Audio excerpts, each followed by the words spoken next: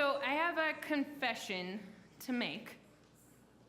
About a month ago, I decided that I wanted to leave my director of religious education job and activist work, move to California, buy a trailer home on the beach, and work at Legoland.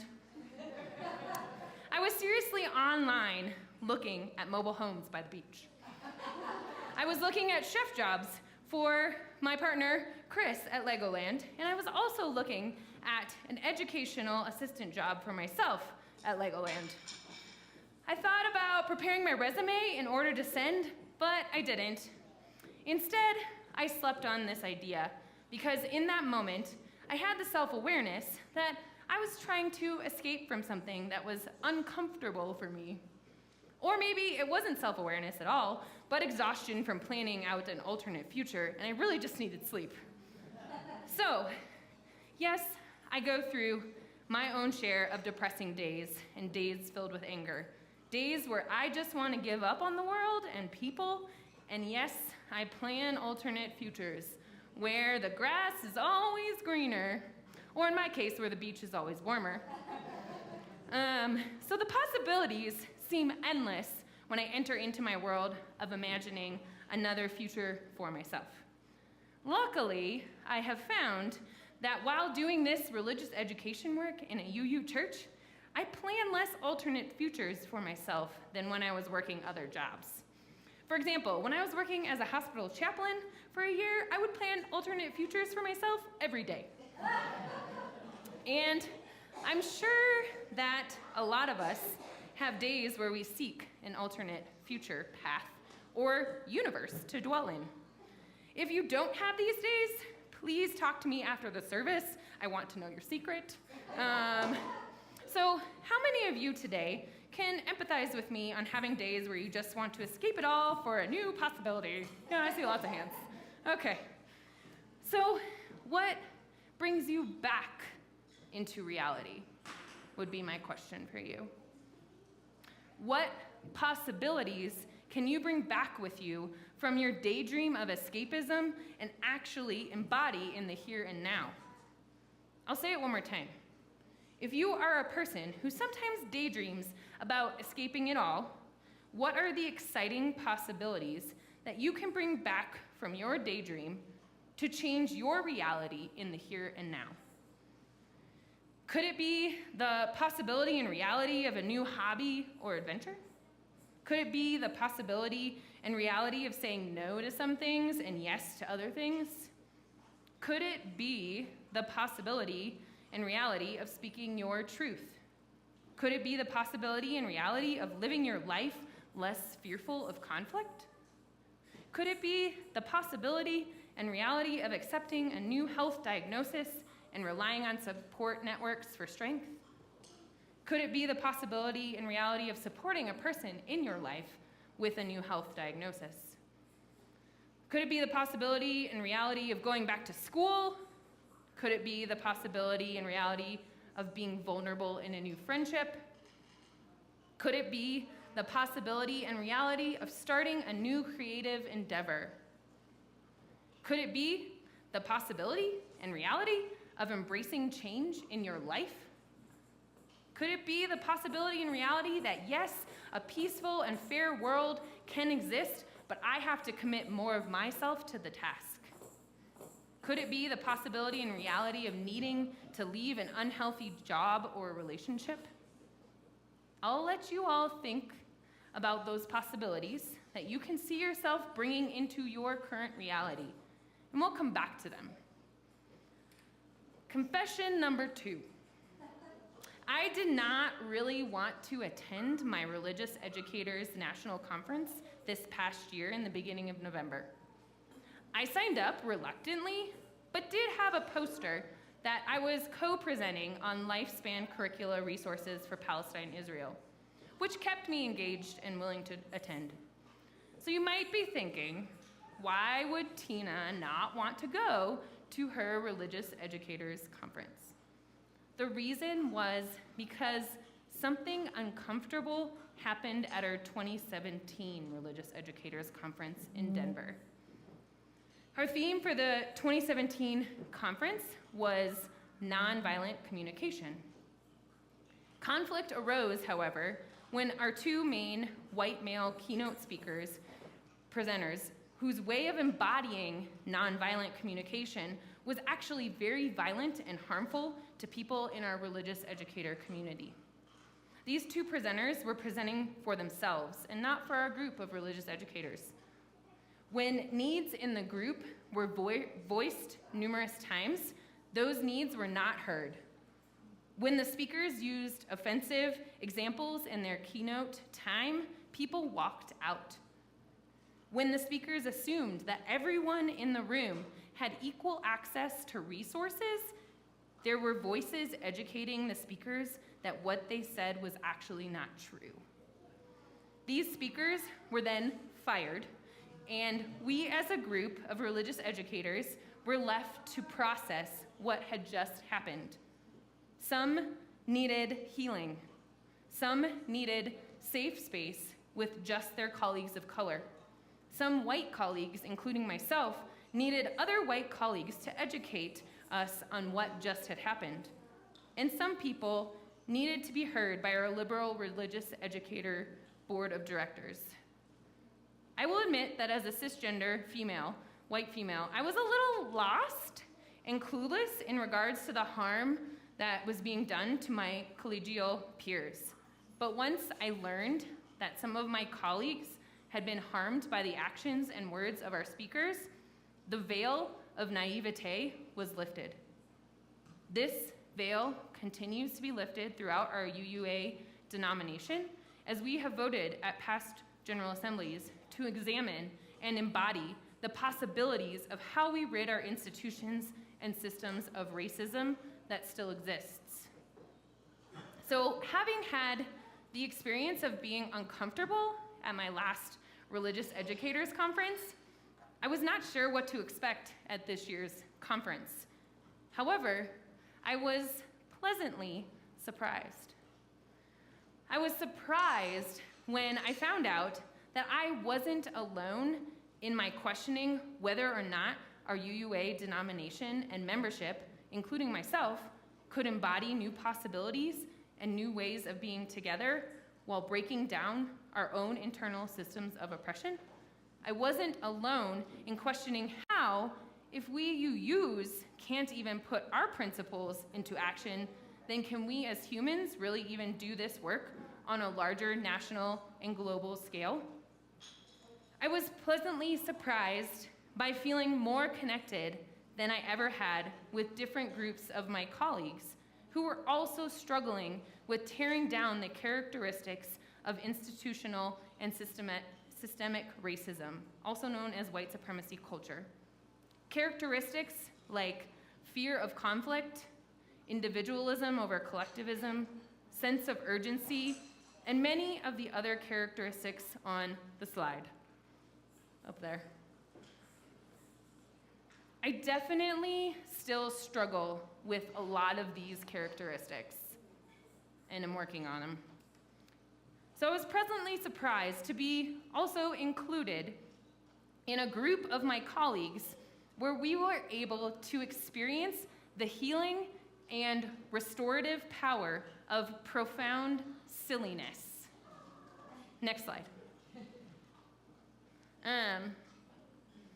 And silliness that led some of us to get tattoos of goldfish, a lotus, and a chalice together, and thus name ourselves the Order of the Goldfish.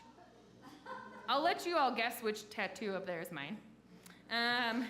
Through stories of goldfish, laughter, struggles, questioning, and fears, connections were made that have already created new possibilities for change and growth.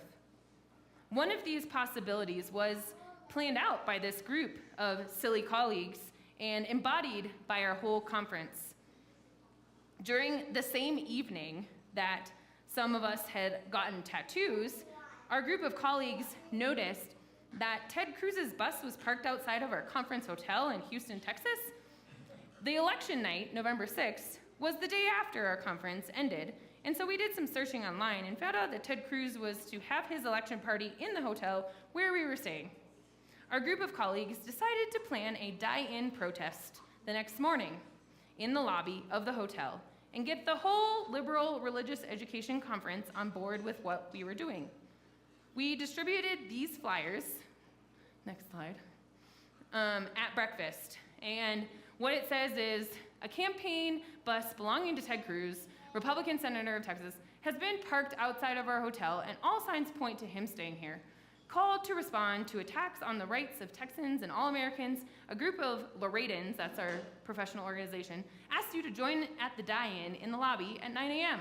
While all are invited to participate in this action, we know that not everyone experiences the same level of safety and privilege. We do not expect equal participation across our community affinities.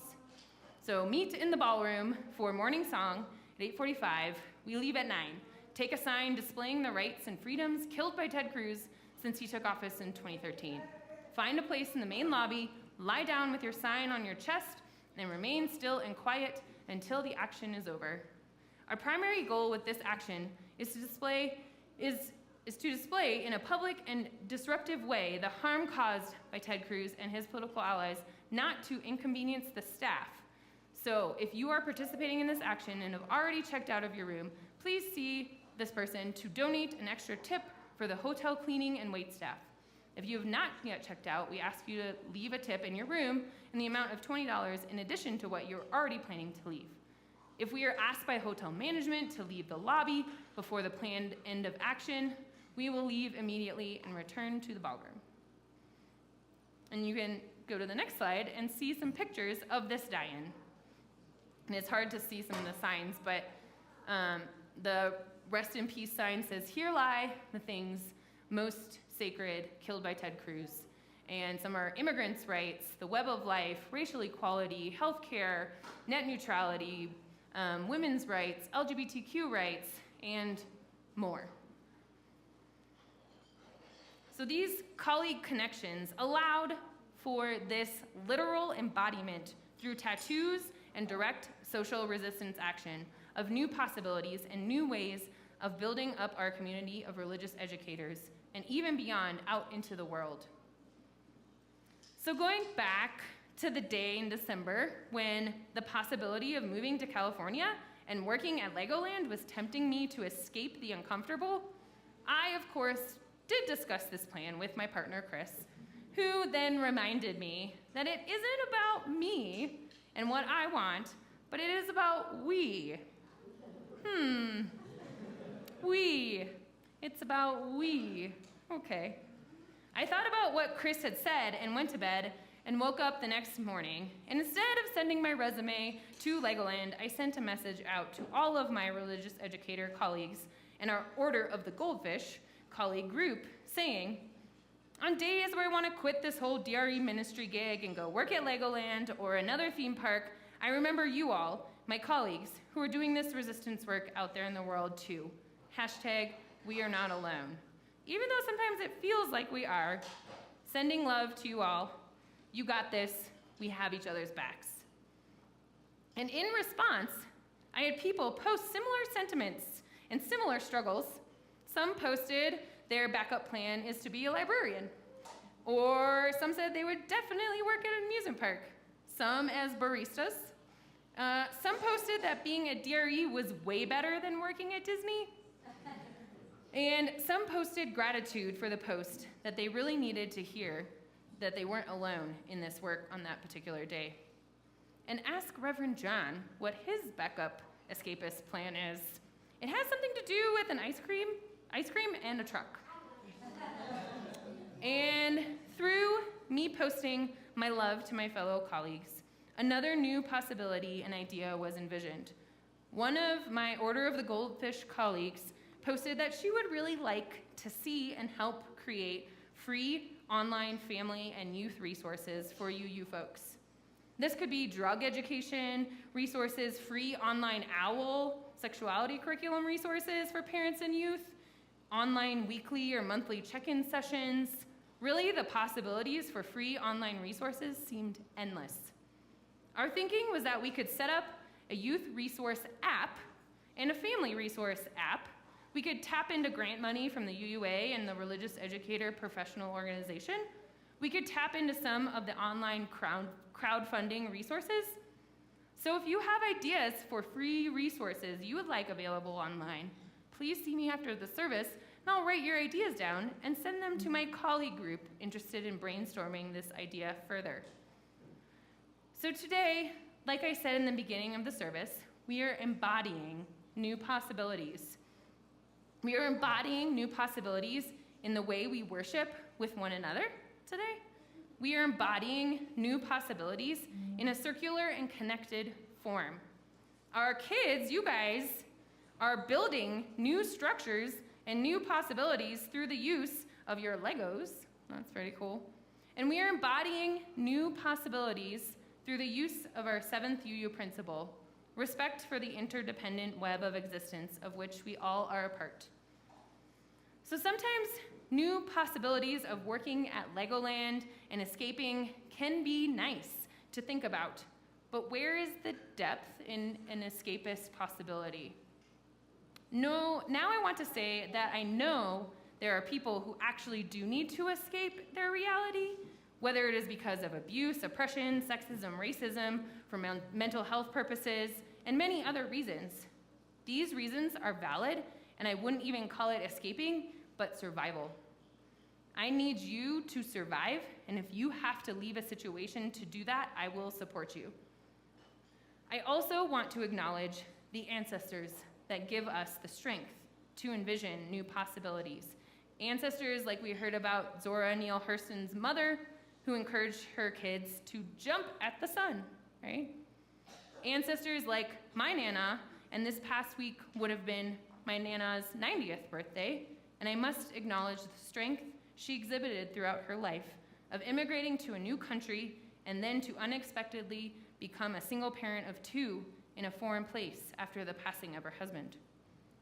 So to conclude today, I would like to share with you one of my favorite activist quotes. If you have come to help me, you are wasting your time.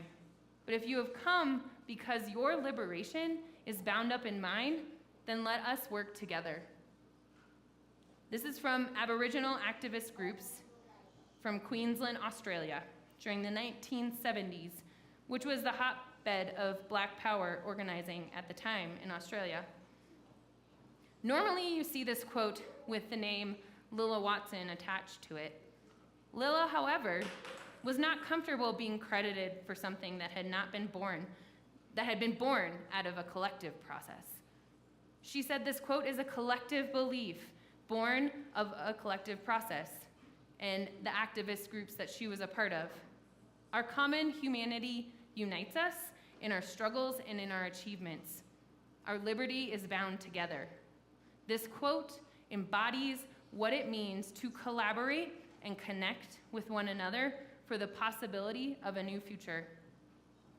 So I would like to extend the same message to you all, my UU community, that I wrote to my colleagues.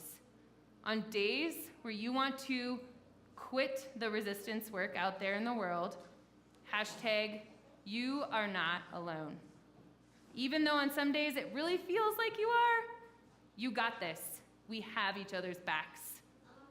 Through all of our connections with one another, whether they be connections through our struggles, voicing our need to escape to Legoland, our connections through our silliness, the Order of the Goldfish, the possibilities for building a new way are endless. May we manifest these possibilities that arise in our daydreaming and through our connections into the reality of the here and now. May it be so.